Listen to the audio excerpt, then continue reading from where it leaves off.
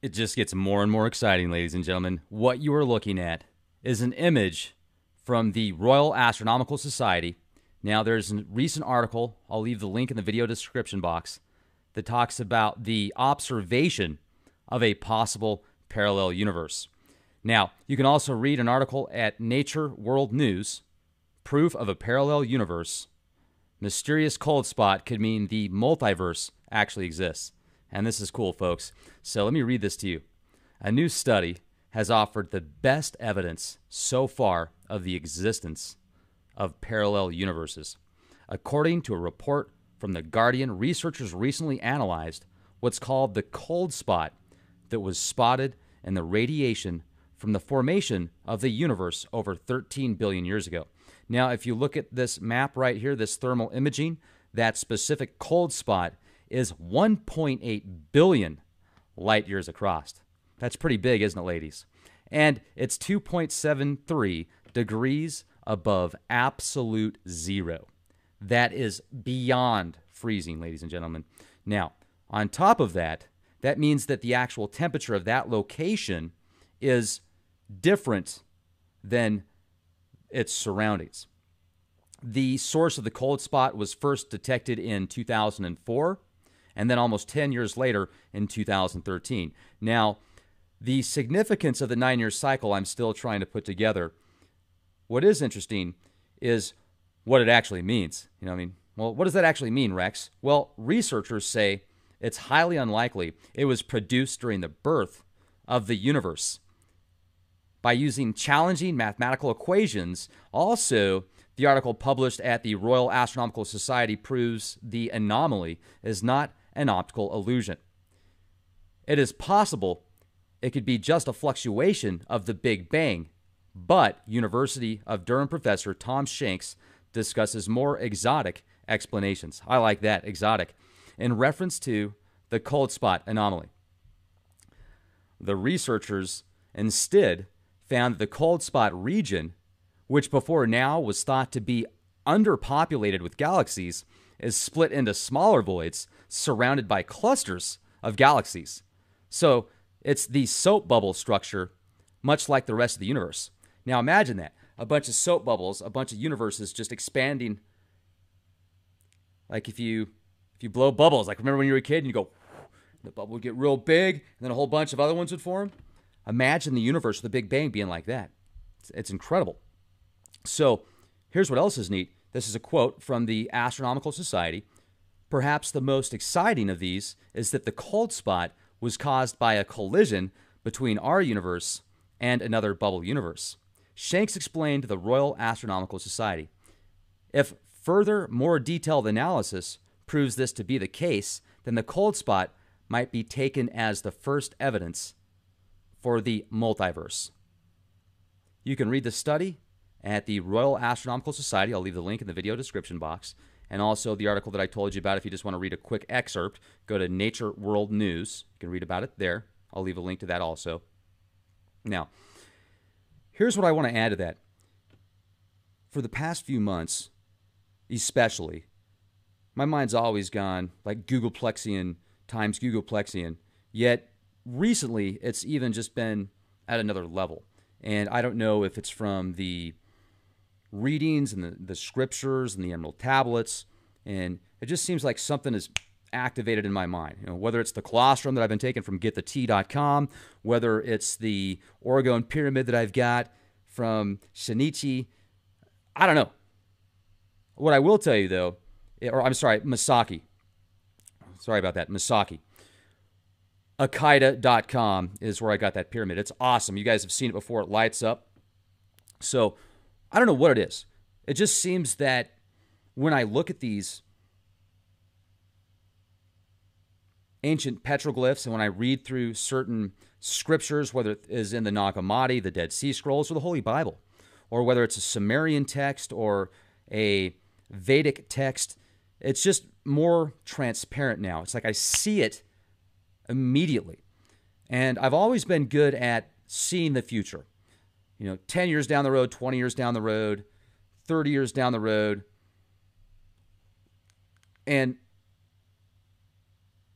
I'm going to go ahead and read this to you guys now. this writing that I did.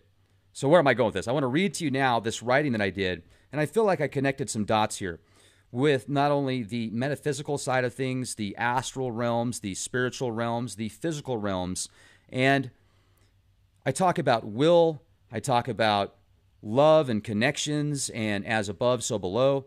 I want to get your opinions on this. This was literally, a lot of this was just, I was just writing it down. It was just coming out, I was texting. Not texting, but I was typing it. I wasn't writing it. I was typing it. And it was coming fast. I was typing faster than I could consciously think, if that makes sense. So, man, I'm a conspiracy theorist. Don't you love it? All right, so here we go. With all this data, and this is also in relation to the multiverse as well. That's why I started writing about it.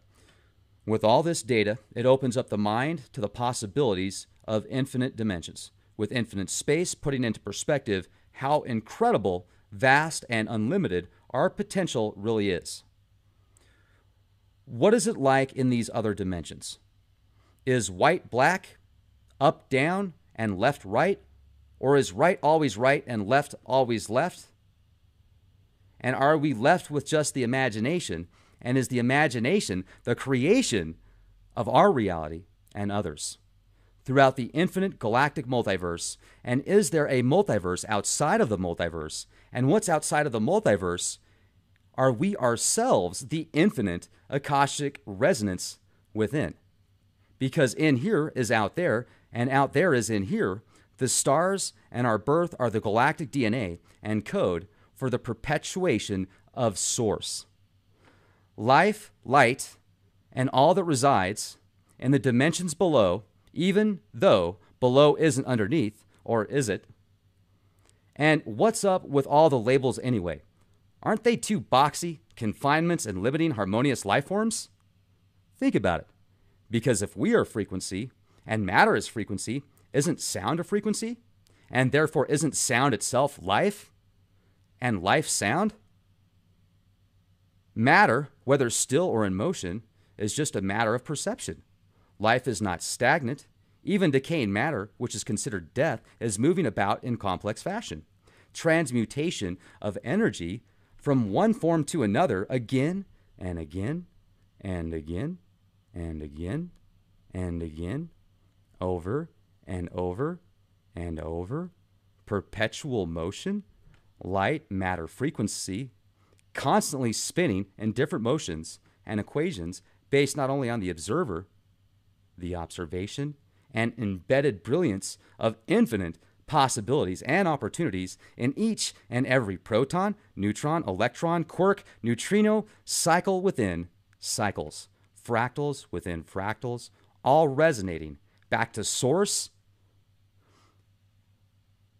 And if not, then what is there if nothing? Because even nothing is something, isn't it? Is there really an opposite to something? And if there is, myself certainly would not want to fall victim to such fate. Would you? How do we continue to get better? Move, live, create, evolve, consciously, spiritually, physically, emotionally, and rationally for divine Source, which in return is for each and every one of us, as we are all connected to the same consciousness, God mind. Difference is each of us choose to experience different realities in the same reality, yet separate from self and connected. It's also confusing, yet makes complete sense once you activate and resonate with Source infinite love is true self, representation, and being of one's true will is love, as they are one in the same, not separate as people have discussed before. Love is the law, then love is the law under will. Well, my question is, how can love be under will if they are one and the same? My heart pours out into the Akashic records as I encapsulate this message into perpetuity. Time, space, beyond space-time, beyond the time is now. Not yesterday or tomorrow, as now is of the most importance.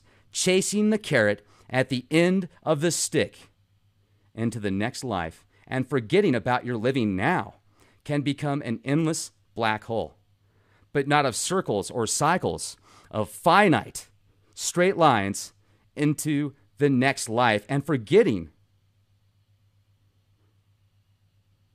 boxed inside fractal cubes that limit self from self, and one will become no one eventually. Take these words as you will, and do what you will, as I am not your master nor judge, and you are neither my judge or master. Freedom, love, will, all one in the same. 2342, be the change you wish to see.